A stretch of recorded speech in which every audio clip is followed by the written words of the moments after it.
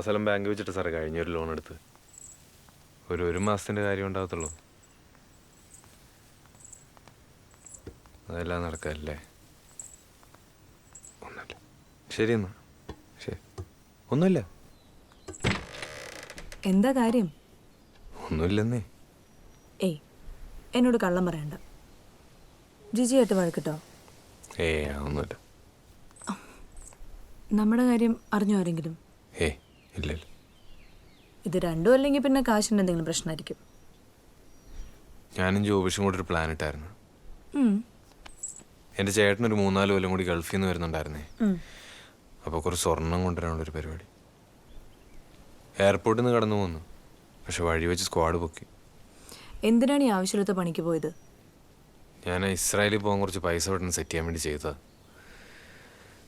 പലരെയും വിളിച്ചു നോക്കുന്നുണ്ട്. 4-5 ലക്ഷം രൂപ വേണം ചേട്ടനെ ഇപ്പം ഇറക്കാൻ. വ്യക്തമായിട്ട് പറ, 4 ആണോ 5 ആണോ? 4 ലക്ഷം രൂപ എൻ്റെ ഫൈൻ. പിന്നെ ഈ കിമ്പിളും എല്ലാം കൂടെ ഒരു രൂപ വരുമായിരിക്കും. ഇത്രയും പൈസ ഞാൻ എവിടെ പോയി ഉണ്ടാക്കുന്നു. രക്ഷപ്പെടാൻ വേണ്ടി ചെയ്തതാ. തൽക്കാലം ബെല്ല് ഇതൊക്കെ കളഞ്ഞിട്ട് അച്ഛൻ്റെ അടുത്തേക്ക് ചെല്ല്. നമുക്ക് വഴി ഉണ്ടാക്കാന്നേ. ചെല്ല്.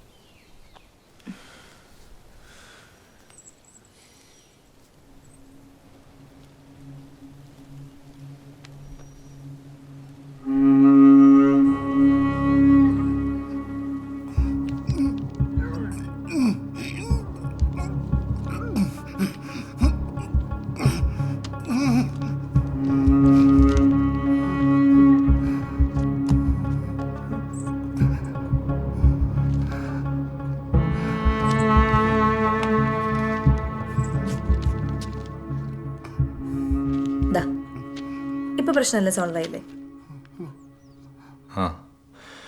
പക്ഷേ ഈ പൈസ ഞാൻ സാലറി അഡ്വാൻസ് ആയിട്ട് കൂട്ടിക്കോ. ബാക്കി പറ്റുന്ന പോലെ തിരിച്ചു തന്നാൽ മതി.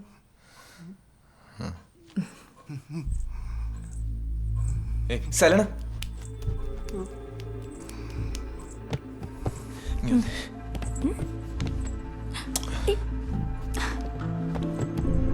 എന്തേ കാണിക്കുന്നത്? സോറി, സന്തോഷം വന്നിട്ട്.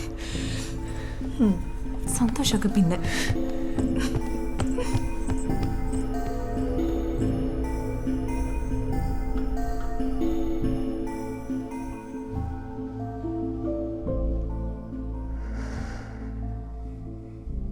ഈ കിടപ്പ് ഭയങ്കര കമ്പിയ ആണോ? എന്നാ ഇത് അധികകാലം ഉണ്ടാവും തോന്നില്ല. അമേരിക്കയിലുള്ള അച്ഛൻ്റെ അനിയനും പിന്നെ ആദ്യത്തെ ഭാര്യയും മോളും ഒക്കെ ഇറ്റലിയിൽ നിന്ന് വരുന്നുണ്ടെന്ന് പറഞ്ഞു. അവര് വന്നോട്ടെ, വന്നിട്ട് അവരങ്ങ് പൊക്കോട്ടെ. അവരങ്ങനെ വെറുതെ വരുന്നൊന്നുമല്ല. ഇവിടെ വന്ന് ഇതെല്ലാം പിടിച്ചെടുത്തിട്ട് എന്നെ ഇവിടെ നിന്ന് ഇറക്കി വിടാൻ വേണ്ടി വരുന്ന.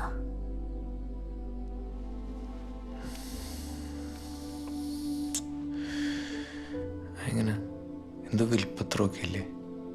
അച്ഛൻ മരിച്ചു കഴിഞ്ഞാലല്ലേ ഈ വിൽപ്പത്രത്തിലൊക്കെ കാര്യമുള്ളൂ. അതിനുമുമ്പ് അവരോട് വന്ന് എന്നെ ഇറക്കി വിട്ടിട്ട് കേസ് കൊടുത്താലോ? അങ്ങനെ ഇറക്കി വിടാൻ പറ്റുമോ? ഈ അച്ഛൻ്റെ ഭാര്യയില്ലേ? അല്ല, അച്ഛൻ്റെ ഭാര്യ എന്നുള്ള കാര്യം എന്നെ ഓർമ്മിപ്പിക്കല്ലേ.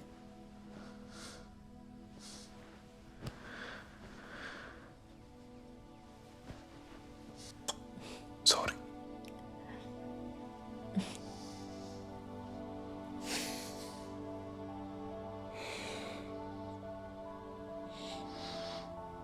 നീ എന്തിനാ അയാളെ കെട്ടാൻ പോയത്?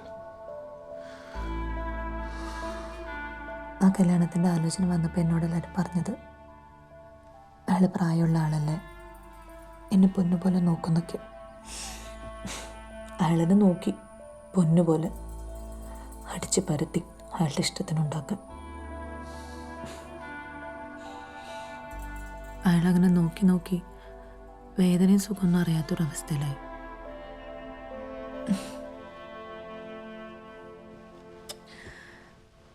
നീ വന്നു കഴിഞ്ഞപ്പോഴാണ് എനിക്കൊരു മാറ്റം തന്നെ തോന്നിയത്.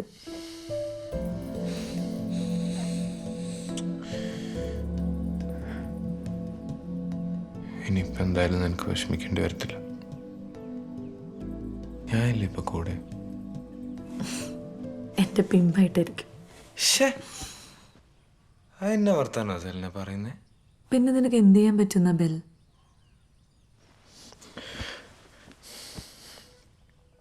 ഞാൻ നിന്നെയും കെട്ടിയാലോ?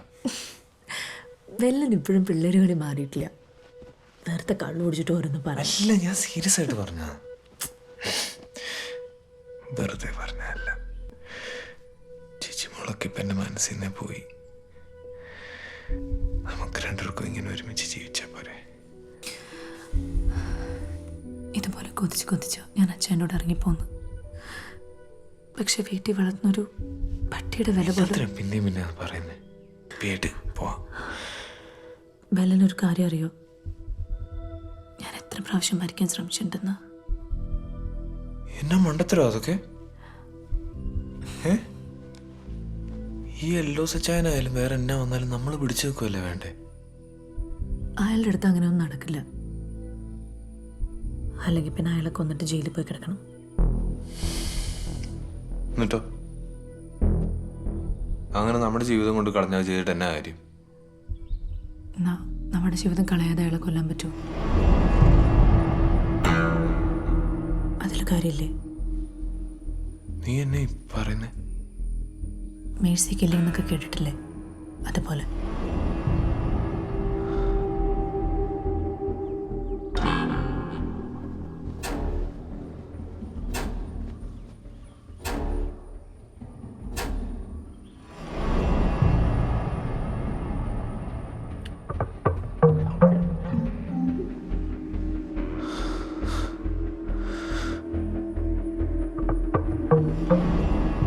ഒരുമിച്ച് ജീവിക്കാന്ന് വല്ല ആത്മാർത്ഥമായിട്ട് പറഞ്ഞതെങ്കിൽ അതിനെ തല്ലാതെ വേറെ വഴിയില്ല.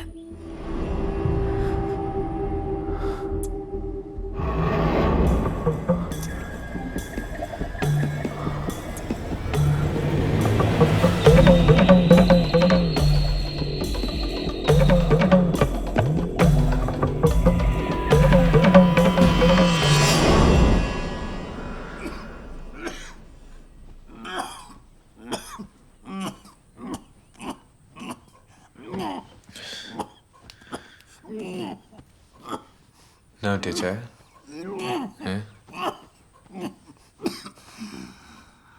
ഞാൻ സിറപ്പെടുത്തോണ്ട് വരാം.